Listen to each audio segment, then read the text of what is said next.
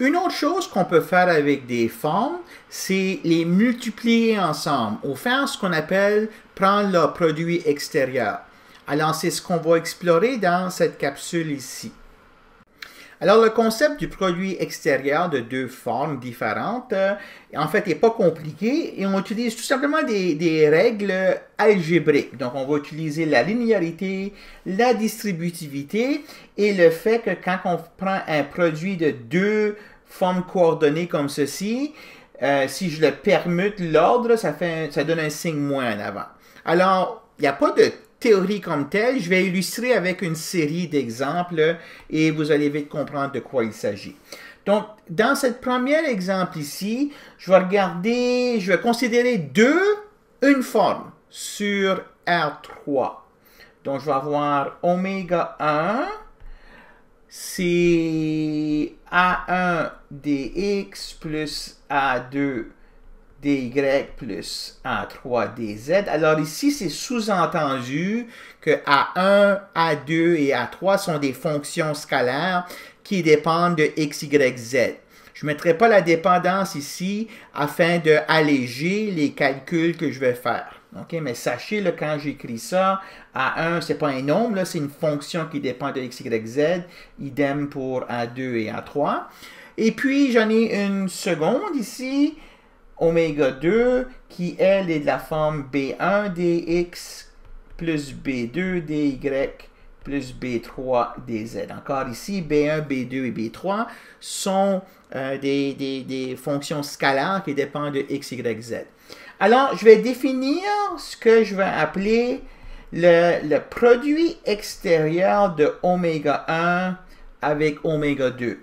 Donc, le produit extérieur d'une forme avec une forme, ça va donner deux formes. OK? Donc, on va voir comment est-ce que ça donne deux formes. Alors, tout ce que je fais, comme je disais, c'est que j'utilise les règles algébriques. OK? Alors, A1 dx plus A2 dy plus A3 dz, ça c'est oméga 1. Puis, je le mets en parenthèse, produit extérieur avec B1 dx plus B2 dy plus B3 dz. Alors, essentiellement, je vais distribuer ce symbole ici sur les termes qui sont là. Alors, je vais faire A1 dx produit avec B1 dx plus A1 dx produit avec B2 dy plus A1 dx produit avec B3 dz, et ainsi de suite. OK? Alors, je vais tout faire ces calculs-là, et ça va me donner les choses suivantes. Alors, je vais avoir A1 B1 dx produit dx plus A1 B2 dx produit dy plus A1 B3 dx produit dz. Donc ça, c'est le résultat de prendre ce terme ici et puis de le distribuer sur chacun de ces termes ici. Ça me donne ça. Maintenant, plus. Je fais maintenant la même chose avec ce terme ici que je vais distribuer sur chacun de ces trois termes-là. OK? Donc, j'écris A2 B1 dy dx plus A2 B2 dy produit dy plus A2 B3 dy dz. OK? L'ordre est important ici. Hein? Donc, c'est ce terme ici que je distribue sur chacun de ces termes-là. Fait que le dy qu'il y a ici, il vient toujours en premier. Hein? Donc, le dy là, ici, là, il vient toujours en premier. Hein? dy, dy, ensuite dx, dy, dz. Même chose ici, là. J'avais dx, dx, dx, dx, dy, dz. Et enfin, le résultat de distribuer ce troisième terme ici sur chacun de ces trois termes-là. Alors, je vais avoir A3 B1 dz produit dx plus A3 B2 dz produit dy plus A3 B3 dz produit dz. Alors, ce sont les 9 termes qui apparaissent en faisant ce produit ici, là, en utilisant tout simplement la distributivité et la linéarité. OK, maintenant, il y a des termes qui vont être 0 ici parce qu'on a comme dx produit avec dx, ça on sait que c'est 0. Hein, ça mène à une matrice 2 par 2 qui a deux lignes identiques, okay, ou deux colonnes identiques. Idem pour ceci, idem pour ça. Ça fait qu'immédiatement, j'ai trois termes qui sont, qui sont 0 pour ces raisons-là. Ensuite, j'ai des termes comme celui-ci, dx produit dy, et puis j'ai le terme correspondant dy produit dx.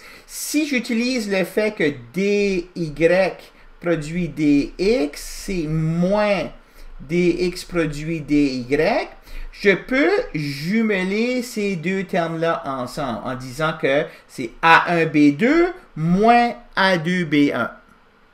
Et je fais la même chose. Ici, j'ai un dx, dz, dz, dx. Je vais jumeler ces deux termes-là. Et enfin, je vais jumeler les termes dy, dz et dz, dy.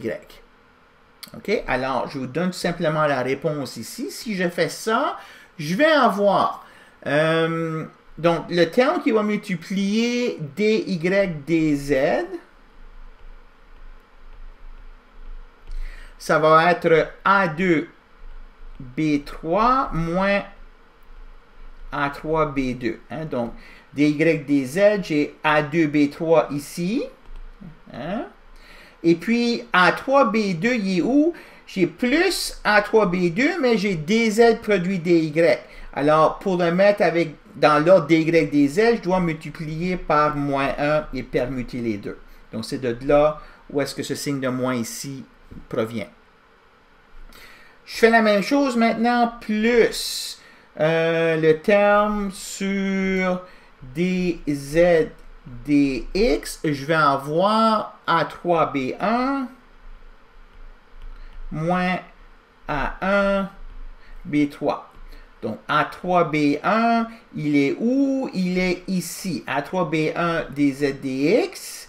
Puis A1B3, il est ici avec un signe de plus, mais j'ai l'ordre dx avant dz. Alors, je dois les permuter et mettre un signe de moins en avant. Donc, voilà pourquoi le moins ici. Plus les termes en avant de dx produit dy. Donc, je vais avoir A1B2 moins A2B1. Moins A2B1. Même raison, A1B2, il apparaît ici. A1B2 dx, dy. Puis A2B1, il est ici. Alors, je permute ces deux ici. Ça met un signe de moins en avant qui s'en vient ici. OK? Alors, ça, c'est bel et bien, ce que j'ai obtenu ici, c'est bel et bien une deux formes.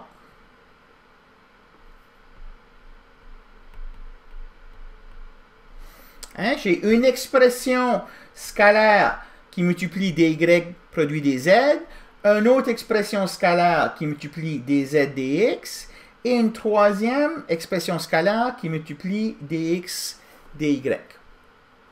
OK? Alors, je ne vous donne pas la réponse, mais j'aimerais que vous regardiez la structure ici des coefficients. Et essayez de penser, de réfléchir, où est-ce que vous avez vu des expressions qui ressemblent à ces trois expressions-là? OK, donc je ne vais pas trop en dire, mais est-ce que vous êtes capable de faire un lien entre le calcul que je viens de faire ici et puis d'autres calculs que vous avez déjà vus peut-être au secondaire ou en première année? Alors, je laisse ça comme une question ouverte, Puis si vous voulez, on pourrait en revenir à un moment donné à un DGD. Donc voilà, ça c'est un exemple de calcul où est-ce qu'on a fait le produit extérieur de oméga 1 et de oméga 2, et puis on a obtenu deux formes. Donc j'ai une forme, une forme ici, une forme là, puis quand je fais le produit extérieur, comme j'ai fait ici, ce que j'obtiens, c'est deux formes.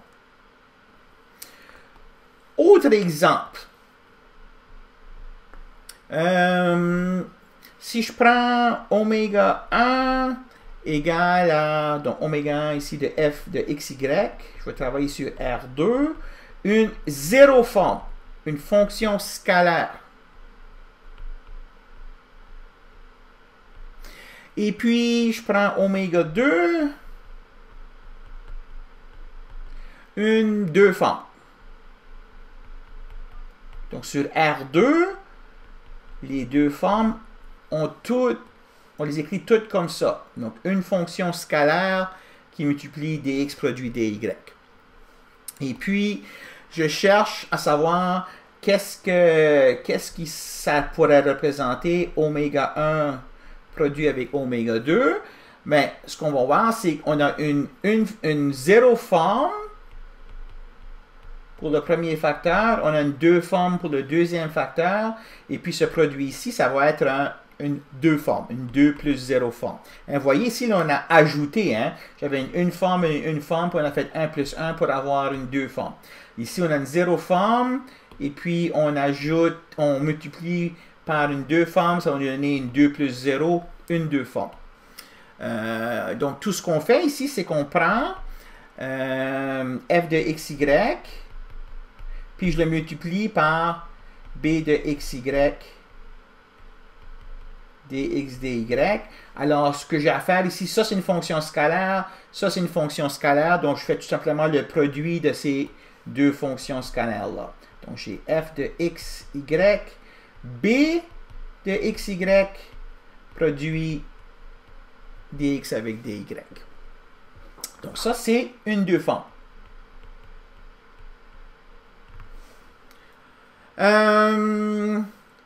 Regardons quoi d'autre qu'on peut faire. Numéro 3. On va prendre, je vais prendre une forme. Oméga 1 de xy égale à A1 de xy dx plus A2 de xy dy. Et je vais prendre une deux formes. B de xy dx produit dy. Ok, donc ça c'est une forme. Ça c'est une deux formes. Alors si la petite règle que je viens de vous mentionner fonctionne, quand je vais faire le produit de ces deux formes ici, je devrais obtenir une trois forme. Hein? Donc, je devrais ajouter ici l'ordre des formes. Mais on a déjà vu qu'une trois formes sur R2, ils sont toutes 0. Okay? Les trois formes, les quatre formes, les cinq formes sur R2 sont toutes 0. Donc, le produit extérieur de ceci avec ça devrait me donner 0. Donc, regardons si c'est bel et bien le cas. Donc, oméga 1 produit oméga 2, c'est donc, je vais juste simplement écrire A1 dx plus A2 dy, produit extérieur avec B, dx dy, et je vais distribuer chacun de ces termes-là sur l'unique terme qu'il y a ici. Alors, je vais avoir A1b dx produit dy plus A2b dy produit dx produit dy. OK? Alors, mais quand je regarde ceci, OK, ça va représenter un calcul d'un déterminant d'une matrice 3 par 3, et puis il va avoir deux des colonnes qui vont être identiques. Fait que ça va donner 0, ça. Ça, c'est toujours 0. Donc, quand il y en a un dx ou un dy qui se répète, l'objet donne toujours 0.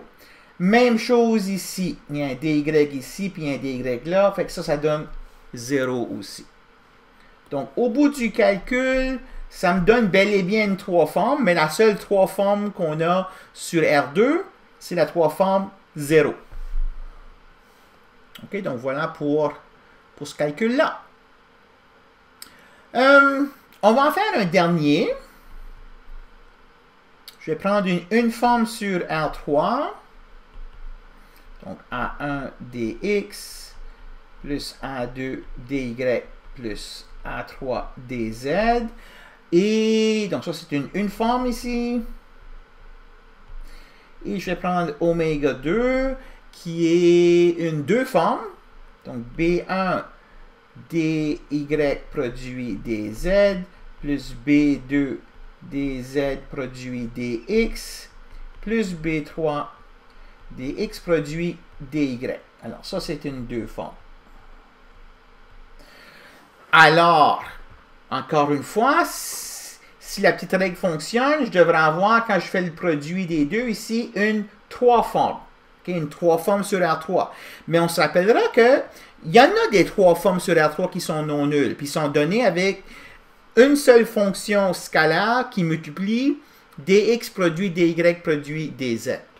Donc, voyons comment ce calcul ici va se dérouler dans ce contexte-là. Alors, oméga 1 produit oméga 2 égale à A1 dx plus A2 dy plus A3 dz produit avec B1 dy dz plus B2 dz dx plus B3 dx dy. Et encore une fois, distributivité. Je distribue ce terme-là sur chacun des 3 termes qui sont là, et même pour ceci, et même pour ça. Donc, je devrais avoir 9 termes. Alors, je vais vous écrire les 9 termes à la page suivante. Vous pouvez vérifier qu'effectivement, ce sont les 9 termes qui résultent de cette distributivité-là. Alors, je vais avoir quoi? Je vais avoir égal A1, B1, dx produit dy produit dz, plus A1, B2, dx produit dz produit dx, plus A1, B3, dx produit dx produit dy. Alors, ces 3 termes-là, c'est ce que j'obtiens en prenant ce terme ici, puis en le distribuant sur chacun de ces 3 termes-là, en faisant attention de préserver les ordres ici, là, des dx, dy, dz. Les autres termes, alors je vais avoir A2B1, dy, dy, dz,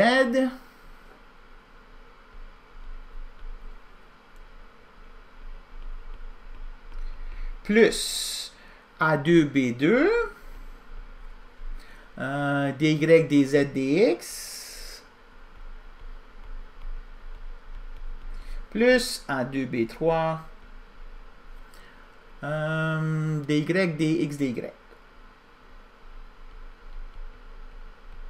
Je les écris tous là en sachant qu'il y en a qui vont être 0 par après. Okay, mais pour l'instant, je veux juste faire la distributivité pour que vous voyez quels sont les termes qui apparaissent dans le calcul. Enfin, donc, j'ai A3B1, dz, dy, dz.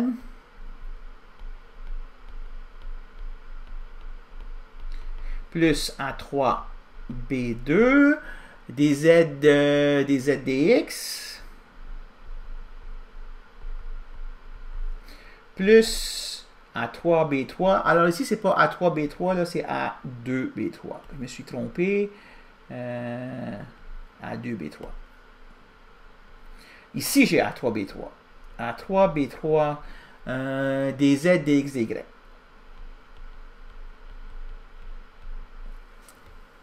OK. Alors, ce sont les 9 termes qu'on obtient en faisant la distributivité de ces 3 termes-là sur ces trois termes-là via ce produit ici.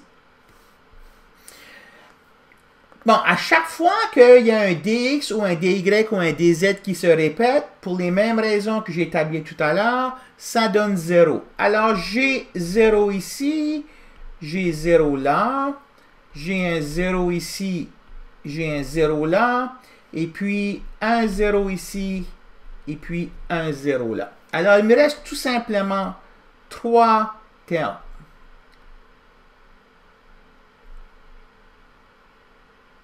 OK?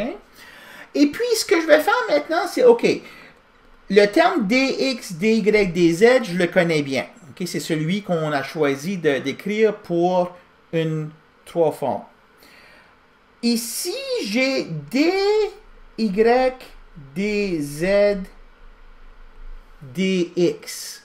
OK? Alors, je vais mettre le dx en avant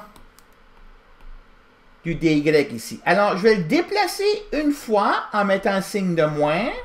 Donc, moins dy produit dx produit dz. Hein, donc, tout ce que j'ai fait en allant de là à là, j'ai permuté ces deux ici, mais en permutant, il faut que je fasse un signe de moins. Et là, je vais faire une dernière permutation, donc égal moins dx, dy, dz. Donc, égal à plus dx, dy, dz. Alors, ce terme ici, dy, dz, dx, OK, ça donne le même résultat que dx, dy, dz. Je fais la même chose pour le troisième terme que j'ai ici. Alors, j'ai dz, dx, dy. Alors, maintenant, c'est le terme dz que je veux aller mettre à la fin ici.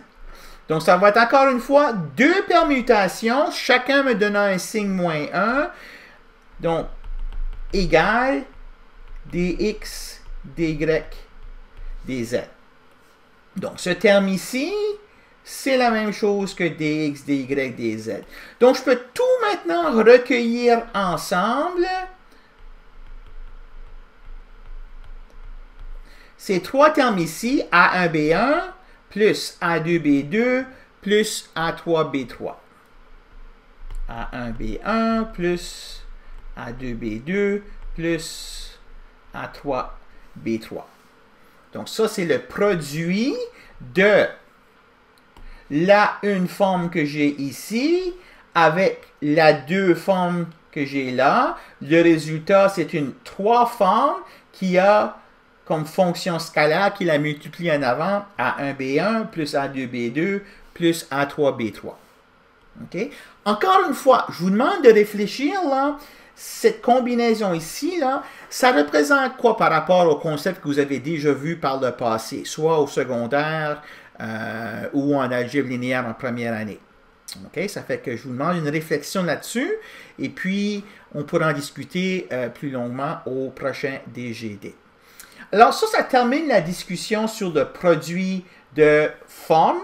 Et donc, c'est pas plus compliqué que ça. On peut imaginer d'autres combinaisons, là, mais elles se font tous de la même manière.